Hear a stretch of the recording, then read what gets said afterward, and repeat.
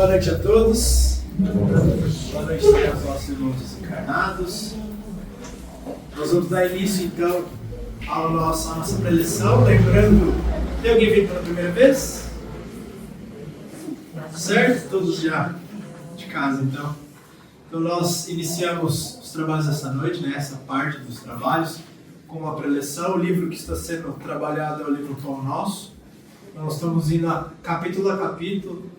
E como nós iniciamos esse livro pela internet, realizando as lives, e agora trouxemos para o presencial, então a gente continuou gravando esse conteúdo para que as pessoas que estão acompanhando por lá, pelo menos até a gente terminar o livro, vai estar sendo possível assistir pelo canal do Centro Espírita Irmã Anastácia. Então hoje nós vamos trabalhar o capítulo 130. Então, para quem não conhece o livro, né, o livro Pão Nosso é uma psicografia de Chico Xavier ditado pelo Espírito Emmanuel. Esses livros eles fazem parte de uma coletânea, né, que é a coletânea Fonte Viva, dentre elas essa obra do Pão Nosso. Eles pensam, né, do Evangelho algumas mensagens, e a partir dessas mensagens Emmanuel ele comenta, trazendo para a nossa realidade, né? Lembrando que a mensagem do Evangelho ela é ampla, quanto mais nós vamos compreendendo, mais nós conseguimos extrair de lições delas, né? Então, ele puxa por um lado, né? Ele pega uma linha de raciocínio, então não é fechando ali todas as informações que estão contidas naquele determinado assunto, mas é uma abordagem interessante que ele trabalha sempre essas passagens à luz da doutrina espírita.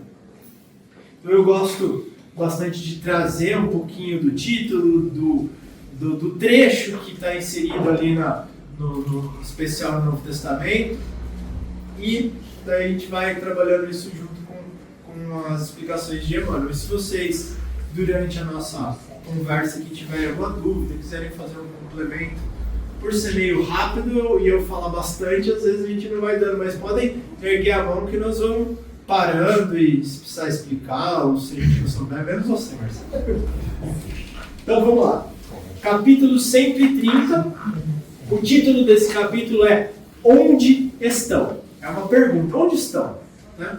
Então quando, analisando, né, a pergunta, vai dar essa ideia de, né, onde está? Quem, onde está o que, né? Ou qual circunstância. Então, Emmanuel, no decorrer do estudo aqui, ele vai trazer essa abordagem do que está faltando, né? E a passagem-chave desse capítulo é uma passagem de Mateus, capítulo 11, versículo 29. Então eu vou, antes da gente trabalhar esse versículo, é interessante entender, nós vamos lê-lo, né? Mas só que nós precisamos compreender que dentro da sua estruturação tem algumas nuances que nós precisamos comentar antes para que faça sentido essa passagem, né? É o capítulo que fala: tomai sobre vós o meu jugo e aprendei de mim, que sou manso e humilde de coração, e encontrareis descanso para as vossas almas. Então é uma passagem muito bela, na qual ali Jesus ele faz um chamamento, né? Um chamamento imortal para todos aqueles que estão cansados, aqueles que estão sobrecarregados, aqueles que estão necessitados, né? Então, vamos parar um pouquinho e eu vou trazer um versículo antes para complementar. Então ele fala assim, esse aqui é o versículo 29, mas no 28 ele diz assim, né?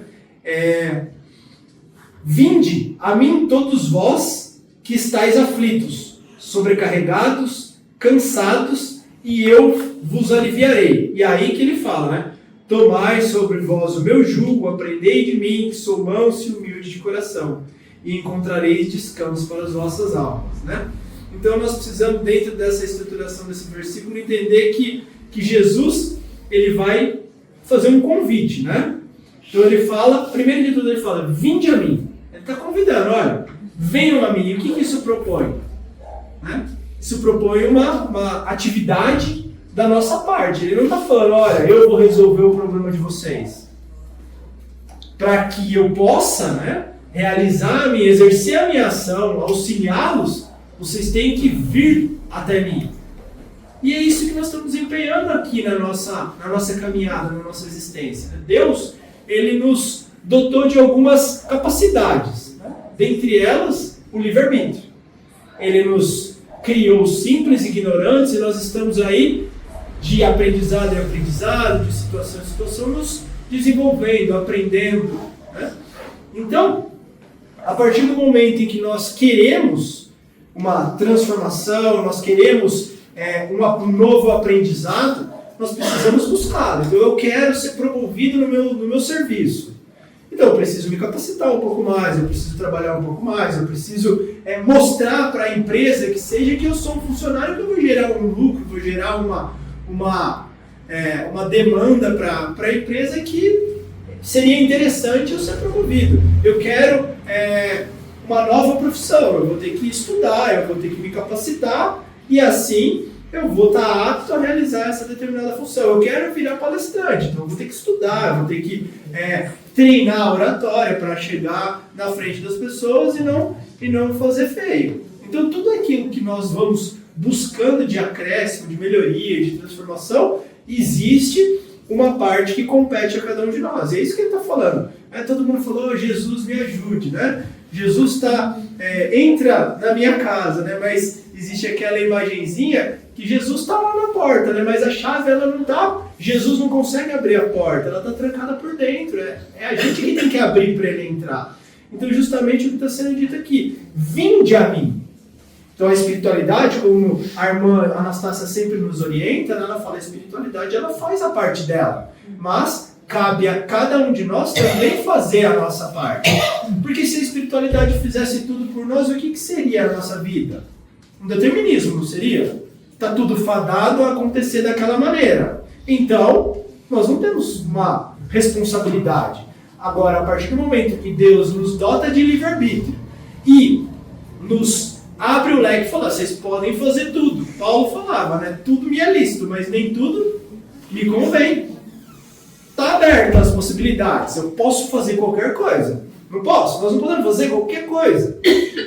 Se eu falar, eu vou dar um chute no seu Ferrari, eu posso dar um chute, mas ele vai me retribuir do jeito que ele quiser. Eu posso ser preso, mas eu posso. Mas nem tudo me convém, porque tem consequência. Então, somos dotados do livre-arbítrio e responderemos pelas nossas atitudes, pelas nossas escolhas. Então, vinde a mim. Temos que ir até Jesus, porque esse ato de ir até Jesus, ir até a espiritualidade é importante. O que isso denota? Sair da zona de conforto, sair da inércia. Você fala, opa, vou dar passos a buscar uma transformação. Eu quero mudar, eu quero me transformar. Então, quando a gente se abre, por que Jesus falava? Eu não vim para os sãos, eu vim para os doentes. Porque aquele que está são, aquele que está belezinha, o que acontece? A vida está tranquila. Está seguindo, está se divertindo, está prosperando. E quando entra a dificuldade, o que acontece? Aí bate o desespero. Olha, eu preciso sair disso, eu preciso me transformar, eu estou doente, eu quero cura, eu estou com algum problema, eu preciso sair, eu preciso da solução. Então, para aqueles que passavam pelos problemas, era muito mais fácil eles irem, se abrirem, quererem transformação. Então, esse ir até Jesus é um ato que demonstra, olha, eu estou aberto para a transformação, eu estou pronto para novos horizontes. Então, esse ir até Jesus é fundamental. Ele fala, vinde a mim, não fala, estou indo até vocês, vou acertar, vou resolver o problema de todos vocês. Né? Então, ele coloca, vinde a mim, todos vós que estáis cansados, contritos, sobrecarregados, exaustos. Né? Eu vos aliviarei no sentido de darei as condições para isso. Mas que tipo de alívio Jesus está trabalhando ali? Ele vai tirar o problema das nossas vidas? Não é esse tipo de alívio. Porque esse tipo de alívio não é o alívio necessário. Não é o alívio que a gente precisa. Hoje, enquanto encarnados aqui na Terra, né, nós precisamos desses estímulos, muitas vezes dolorosos, para esse nosso desenvolvimento. Então, Jesus, a espiritualidade superior, Jesus, né, que é vamos dizer assim, a primeira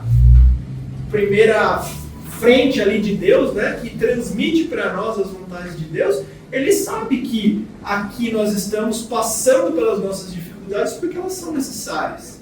Então ele não vai falar, olha, eu vou resolver o problema de todos vocês.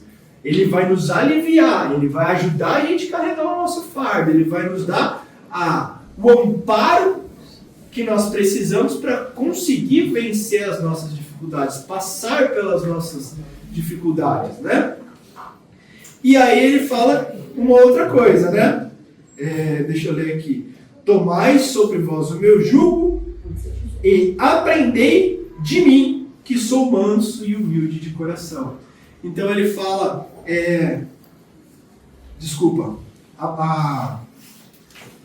então esse primeiro ponto, né, que ele coloca para nós, essa necessidade da gente ir até ele e... Cadê aqui que eu me perdi? E eu vos aliviarei, tá? Vou cortar uma outra coisa aqui, que é importante a gente contextualizar para que nós entendamos o que é esse jugo que ele fala, tomai sobre nós o meu jugo. Você sabe o que é jugo? Vou falar, aqueles que têm um pouquinho de contato, né, com a vida no campo, podem entender que o jugo é como se fosse uma canga, né? Sabe a canga que põe no animal para ele puxar a carroça? Trelava boi com as câmeras, né? Aquilo era o jugo. Mas o jugo do contexto aqui, na época lá de Jesus, existiam grupos, escolas hebraicas, né, de rabinos, que cada um ao seu modo de compreender a lei. Vocês lembram o que era a lei? A lei eram as determinações a respeito da lei hebraica, né, que era Moisés, os profetas, né, que traziam todas as ordenações, e segundo eles cumprissem, né, com aquilo que estava sendo proposto, eles estavam quite para com Deus. Então vamos lá, as leis rituais, se eu lavasse as mãos de tal maneira, 3 vezes na frente, uma atrás, e imolasse um carneiro oferecendo para livrar os meus pecados, eu estaria ali realizando o que era necessário. Deus se agradaria com as minhas atitudes e ali estava tudo certo. Isso eram alguns julgos, né?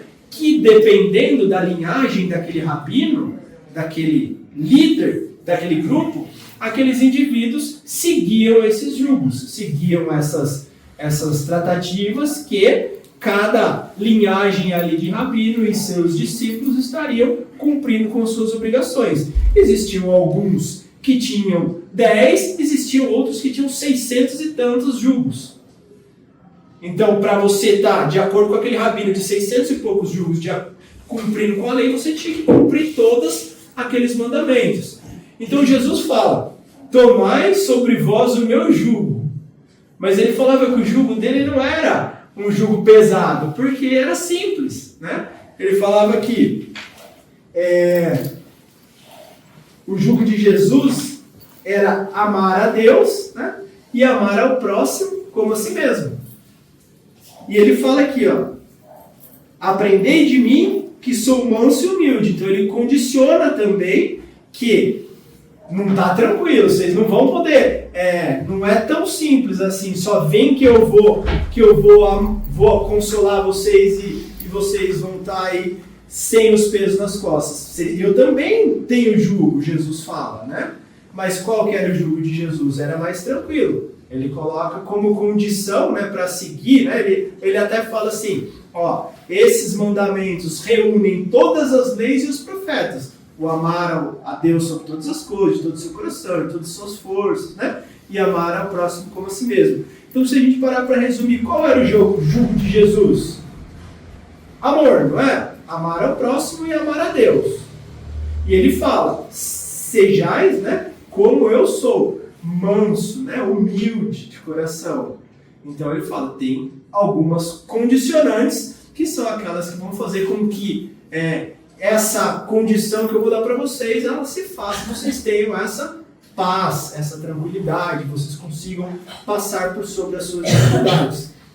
Então, ele também coloca ali, né? E aprendei de mim. O que significa o aprendei de mim?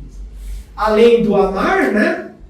que é uma condição, ele fala, aprendei. Olha o que está sendo dito aqui para nós. Espíritas, amai-vos, eis o primeiro ensinamento. Ele não falou o jugo dele, o amor. E o segundo, aprendei de mim, aprendei comigo. Né? Instrução, estou falando para vocês o caminho. Estudem, aprendam, se desenvolvam. Porque também é fundamental, são as duas asas do nosso desenvolvimento, a instrução e o amor, né? E o desenvolvimento moral e o desenvolvimento intelectual.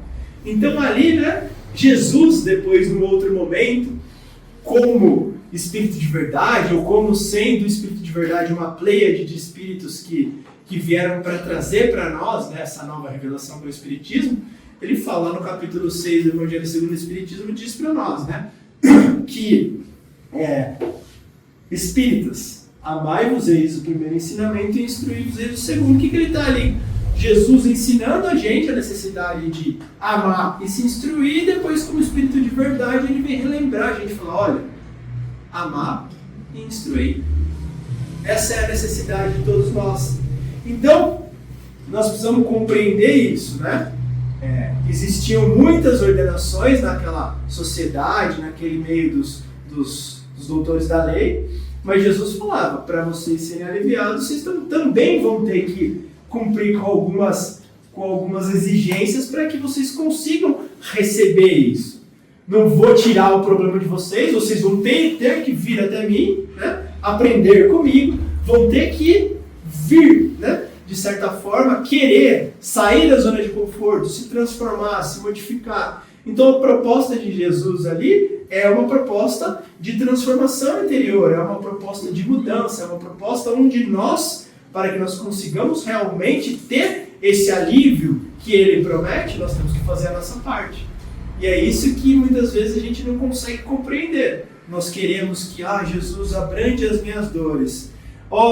Amigos lá do centro, façam uma prece por mim, mas eu não mudo nada, eu não transformo nada, eu não mudo um pensamento, eu não mudo uma vontade, eu não me instruo, eu não busco me desenvolver. Nós queremos ainda continuar fazendo as mesmas coisas e recebendo resultados diferentes.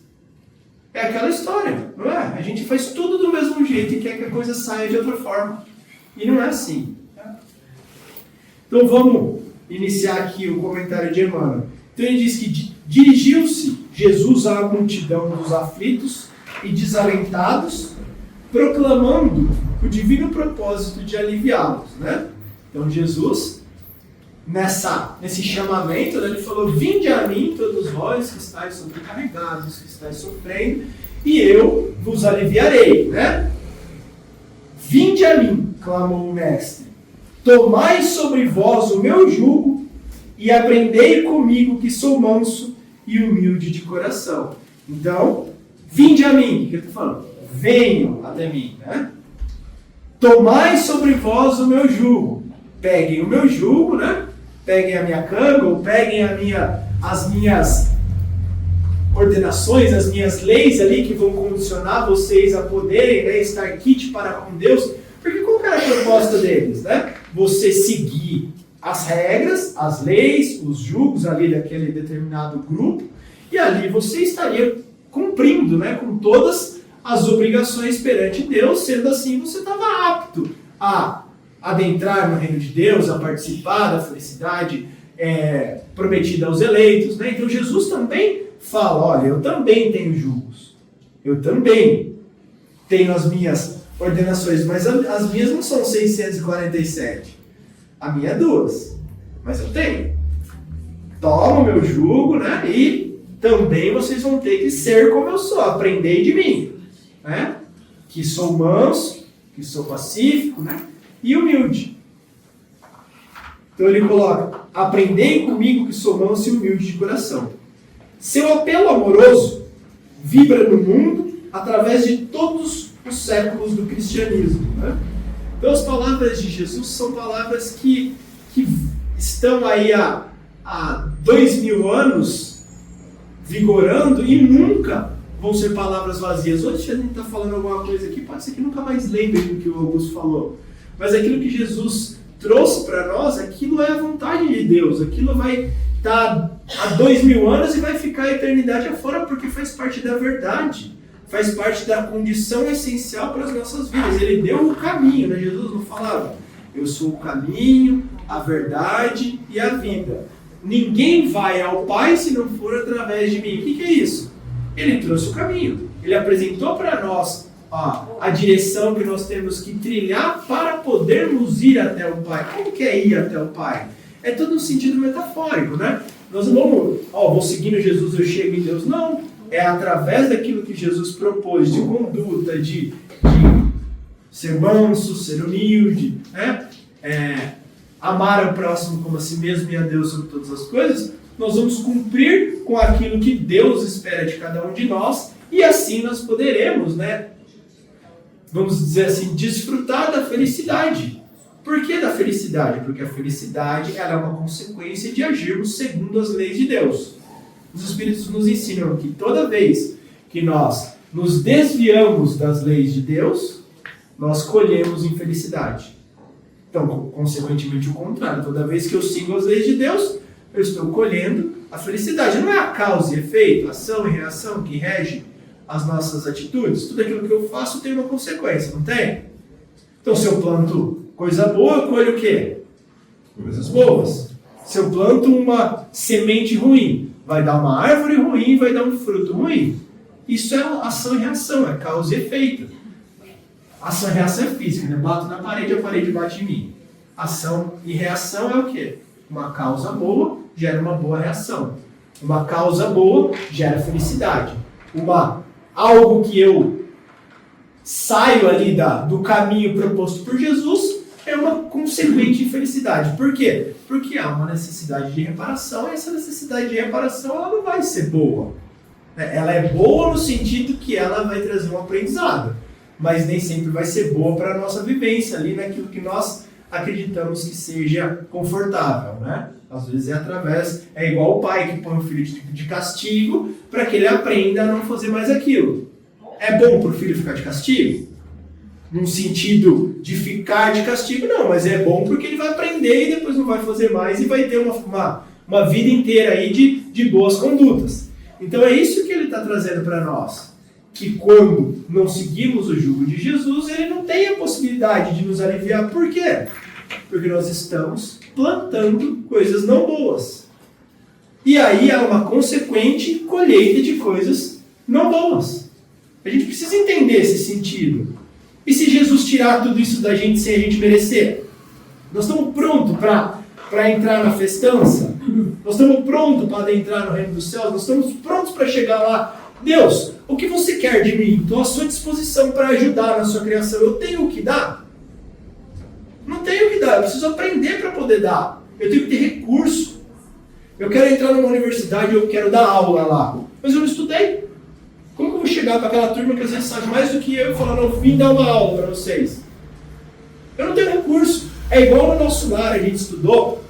E tinha uma senhora que ela tinha desencarnado. E ela gostaria todos os trabalhos que eles colocaram ela, isso aqui, as coisas que eu vejo são muito feias. Não, o outro trabalho que colocaram ela ali é muito duro o trabalho, é muito cansativo. Aquele outro lá, eu fico impressionada com as coisas. Eu não lembro quais eram as queixas que ela tinha, mas nenhum servia para ela e ela não conseguia dar conta de nenhum. E aí chegou em determinado momento, ela teve notícias que 2 dos filhos dela que estavam na Terra, encarnados ainda, estavam passando por dificuldades. E aí ela se desesperou e foi pedir, né, para os amigos lá da colônia se ela poderia ir fazer uma visita e auxiliá-los. Mas os irmãos chegaram para ela e falaram, minha senhora, a senhora não tem bônus hora para poder ir lá. Porque lá o pagamento do trabalho, né, das atividades desempenhadas no bem comum, eles ganhavam um bônus hora que era a espécie de pagamento, né? E a gente fala, nossa, que triste, né? Os filhos passando por dificuldades, né? Aquela mãe querendo ajudar os filhos. Só que numa reunião mediúnica, quantas entidades vêm aqui para dar uma comunicação e está perturbando a pessoa, está ali fazendo mal, fala, eu estou ajudando ela. Mas como que está ajudando? Você não está conseguindo nem se ajudar, como que você vai ajudar o outro? Se você não criou ali durante o trabalho de amor, de caridade, você desenvolveu aptidões, Como que você vai ter ali para dar? Imagina um médico que não estudou para ser médico. Alguém chega aqui e está doente, está tendo um colapso. Espera aí que eu vou ajudá-lo. Eu sou médico, mas você estudou? Não, eu não estudei. Vai fazer o que com aquela pessoa? E aquela mãe, se ela fosse ajudar aqueles filhos sem recurso nenhum para ajudá-los, o que ela ia fazer com aqueles filhos? Perturbá-los. Porque ela precisa, ela não tem recurso. Então o que ele propõe para nós? Vinde a mim. Opa, sair da zona de conforto, igual o Marcelo falou. Agora eu quero transformar. Como que você quer transformar? Vou olhar onde estão os meus defeitos, vou ver onde que é o ponto que eu preciso melhorar, vou me capacitar naquilo que é a minha necessidade, então ali eu vou angariando recurso e cada vez mais aquilo vai me dando possibilidades de ação. Vinde a mim, tomai sobre vós o meu jugo. O que é tomai sobre vós o meu jugo? Humildade, mansuetude, amar ao próximo e a Deus, fazer para o próximo o que eu gostaria para mim. E ali nós vamos agindo segundo as leis divinas, vamos colhendo os frutos de tudo isso e as nossas dores. Saíram os nossos problemas? Não, mas nós temos recurso. Jesus passou por problemas? Jesus, ele não tinha dinheiro, ele dormia nas estradas, ele não tinha mala, ele não tinha roupa, ele foi judiado pelos romanos, ele foi escarnecido pelos fariseus, ele foi lancetado, ele foi crucificado. E Jesus é o quê? A nossa referência maior. Ele não passou por dificuldade. Chico Xavier não passou por um monte de dificuldade. Irmã Dulce, olha o tamanho desses espíritos, a envergadura que esses espíritos têm. Tirando Jesus e tantos outros irmãos que foram referência para nós de bondade, caridade e amor, e sabemos que no plano espiritual eles são gigantes, né? Eles todos passaram por dificuldades, mas eles tinham recurso para passar pelas dificuldades. Agarrados à fé, agarrados ali em Jesus, eles conseguiam passar por tudo. Porque eles sabiam. Eles tinham essa força. Doía o olho do Chico, o Chico tinha a angina que ele falava, o Divaldo com 90 e poucos anos passa por um monte de problema, né? Jesus tinha com certeza um monte de dificuldades, mas eles tinham recurso. Jesus estava ali em comunhão com Deus. Chico estava agarrado ali na espiritualidade, nos mentores em Jesus e passava por tudo. Ele sabia que ele conseguiria vencer e dali ele sairia muito melhorado. E é essa a proposta para nós. Compacta é a turba de desesperados e oprimidos da terra, não obstante o amorável convite. Então ele falou assim, nós temos uma turba, uma multidão de desesperados, né, e oprimidos aqui na terra. Não obstante o convite de Jesus. Jesus falou, vem, aqui está o caminho para vocês aliviarem o coração. E ainda continuamos, todos nós, ou a grande maioria das pessoas, desesperados ante as nossas dificuldades, né? É que o Mestre, no vinde a mim, espera naturalmente que as almas inquietas e tristes o procurem para a aquisição do ensinamento divino. Então, vinde a mim, né? É uma proposta de temos que ir até Jesus. Mas nem todos os aflitos pretendem renunciar ao objeto de suas desesperações. Nem todos os tristes querem fugir à sombra para o encontro com a luz. O que ele está falando? Nós queremos algum tipo de resultado, mas nós estamos prontos a abdicar daquilo que está gerando esse resultado? Vamos tomar como exemplo os vícios. Como que funciona uma pessoa que ela passa por vícios? No primeiro momento, né, a gente está ali fazendo uso daquela substância e se é viciado, não, eu uso e eu paro quando eu quiser. Né? Eu não sou viciado. Aí até o momento que aquela pessoa ela vai compreender que aquilo está começando a fazer mal para ela. Mas ainda ela tem a necessidade de continuar fazendo uso daquela substância.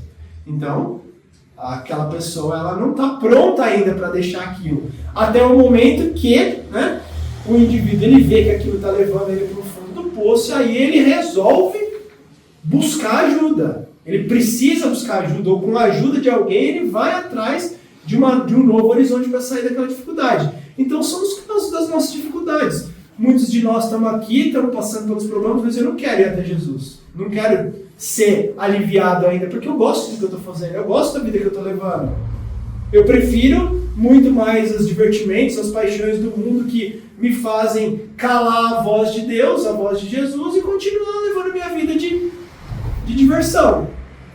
Aí chega um momento que eu falo, nossa, não está tão boa essa vida de diversão. Não está tão boa essa vida que eu estou levando de sagrado. Não está tão boa essa vida vazia. Mas ainda eu quero ela. Mas você já começa a dar aquele passinho, eu vou lá no centro, eu vou na igreja, vou fazer uma prece, vou ler um livro, vou começar a mudar um hábito. E até um momento que a pessoa desperta, fala, nossa, eu estou indo na contramão. Agora não está bem, agora eu preciso sair disso. Eu preciso crescer, eu preciso me desenvolver. E é o despertar, é aquele que começa a buscar algo diferente. E aí, vai buscar Jesus. Aí, vinde a mim, vamos até Jesus, e ali ele vai começando a nos dar os subsídios necessários para a gente conseguir passar por tudo aquilo, né? Mas nem todos os aflitos pretendem renunciar ao objeto da desesperação. Nós não estamos prontos, às vezes, para largar aquilo, o vício, né? Eu ainda não consigo, meu corpo precisa daquela substância, então eu ainda não estou. Aquilo que eu criei de hábito, ainda não consigo deixar, né? A maioria dos desalentados chega a tentar a satisfação de caprichos criminosos com a proteção de Jesus, emitindo rogativas estranhas. Quantos, ainda pedem para Jesus aquilo que está sendo o motivo de queda? Meu Deus, me ajude a conseguir tanto ser promovido naquele serviço. E aquele serviço vai te enfiar num buraco. Meu Deus, me ajude a ganhar na loteria. Imagina se eu ganhasse na loteria, o que eu faria com esse dinheiro? Seria um caminho de perdição, porque eu ia só curtir a vida doidada e esquecer de todo o resto. São exemplos, que a gente, nossa, meu Deus, eu queria tanto aquele carro eu vou montar nele por 200 por hora na estrada e vou morrer. Será que aquilo era aquilo que eu precisava? E a gente pedindo para Deus o motivo da nossa perdição muitas vezes, porque nós não temos entendimento daquilo que queremos ainda, né? Entretanto, quando os sofredores se dirigem sinceramente ao Cristo, hão de ouvi-lo no silêncio do santuário interior, concitando-lhes o espírito a desprezar as disputas reprováveis do campo inferior. Então, estou falando aqui, silenciando, no nosso santuário interior. O que Santo Agostinho fala para nós? Que nós devemos todos os dias, todas as noites, a hora que a gente for dormir, passar por revista os nossos dias, onde estamos errando, o que eu fiz que é reprovável, aquilo que ainda fiz que não é bom. Por quê? Porque conhecendo a nós mesmos, vamos saber onde precisamos agir, Quando nós silenciamos o mundo de fora, as paixões, deixamos ali a voz de Deus falar dentro de nós, quem sabe é o momento que nós vamos começar a compreender o caminho que nós devemos buscar. É o que ele fala, dirigir-se sinceramente ao Cristo, aonde ouvi-lo, vamos ouvir ele, no silêncio do santuário interior, dentro da nossa casa interior, Onde estão, aqui falar o título, quando a gente perguntou onde estão, que é o título desse capítulo, onde estão os aflitos da terra que pretendem trocar o cativeiro das próprias paixões pelo jugo suave de Jesus Cristo? Então Jesus convidou a todos, vinde a mim, vós que estáis sobrecarregados. Quem de nós não está sobrecarregado com muitas coisas, Mas ele coloca, onde estão, Onde estamos? Nós estamos indo até o Cristo, Nós estamos tomando o jugo dele sobre nós. Nós estamos fazendo aquilo que Jesus propõe para a gente conseguir ser aliviado. Porque ele falou, eu também tenho jugo. Ele vai aliviar? Vai. Mas nós temos que fazer a nossa parte. Para esses foram pronunciadas as santas palavras. Então, para aqueles que estão buscando o Cristo, foram pronunciadas por ele essas palavras. Vinde a mim, reservando-lhes o Evangelho, poderosa luz para a renovação indispensável. Então olha que interessante, O Evangelho está aqui. Jesus deixou, através daquilo que ele falou, aquilo que ele ensinou, aquilo que ele exemplificou, ele trouxe para nós o Evangelho, que são o caminho, que é o caminho para a nossa transformação pessoal e moral. Mas nós ainda queremos as fabulosas e milagrosas fórmulas, Então, por favor, tem como você tirar o meu problema? A gente vem aqui, conversa com a irmã Anastácia lá na sala, ela faz dá uma orientação, ela sugere, olha, eu penso, filho, que ela nunca fala para nós assim, né? Filho, você tem que fazer tal coisa. Eu falo, eu penso que você devia fazer tal coisa. Alguém já falou para a irmã Anastácia? Quem passou com ela fala, filho, eu penso que você devia fazer tal coisa, eu penso que você devia mudar, eu penso que você devia estudar, eu penso. E elas dão a espiritualidade da orientação. Vem o Evangelho, a gente lê e fala, o caminho é esse. Mas a gente ainda quer que façam por nós. Nós não vamos até Jesus, nós não mudamos as nossas condutas, nós não transformamos o nosso interior, nós não passamos em revista aquilo que nós fizemos durante o nosso dia. E ainda nós continuamos aí, né? Atormentados pelas paixões, pela nossa vida diária, a correria, aquilo que a gente imagina que sejam os objetivos essenciais da nossa vida. São importantes? Sim, as coisas que estão aí no mundo são importantes. O nosso emprego, a diversão, a família e tudo mais que nos foi concedido. Mas será que é o objetivo principal que nós estamos correndo atrás? Então é o que ele fala, onde estão? Né? Nós, todos que queremos ser confortados, ser carregados às vezes, estamos fazendo a nossa parte para que Jesus consiga agir em nós. Né? Ele está o tempo todo agindo, o tempo todo à nossa disposição. Mas será que nós estamos à disposição para permitir essa ação? Né? Então é esse o chamamento desse capítulo de hoje, né? A respeito do consolo prometido por Jesus. Né? Precisamos compreender realmente se estamos nos oportunizando a receber aquilo que Jesus está nos ofertando. Alguém gostaria de fazer algum comentário? De trazer uma pergunta, alguma coisa? Certo? Certo? Paulo só lembrando que a Cida, ela sempre dizia popularmente TBC, né? TBC? Como é que é? TBC, tirar a bunda da cadeira. Tirar a bunda da cadeira. É sair da zona de conforto, né? Ai, tá tão bom sentado aqui, né? Tá tão tranquila a minha vida. E mesmo sabendo que não tá tranquila, né? Porque não tem ninguém aqui que deu a vida tranquila. Porque essa não é a proposta da Terra. E se tiver tranquilo, os Espíritos falam, né? Pega a energia, se fortalece, porque vai vir engordado. A gente precisa dela ainda, né? Ainda é necessário esse estímulo para nos impulsionar a transformação. Quando a gente está na zona de conforto, pode ter certeza que é o momento de alguma coisa cutucar a gente, para a gente sair da zona de conforto, porque nós não estamos aqui para dormir, nós não estamos aqui para passar o tempo, nós estamos aqui para aprender, para evoluir. Essa é a proposta da nossa existência. Estamos aqui encarnados para evoluir, né? Certo, gente? Agora nós vamos passar para o Evangelho. Uma ótima continuidade de noite a todos.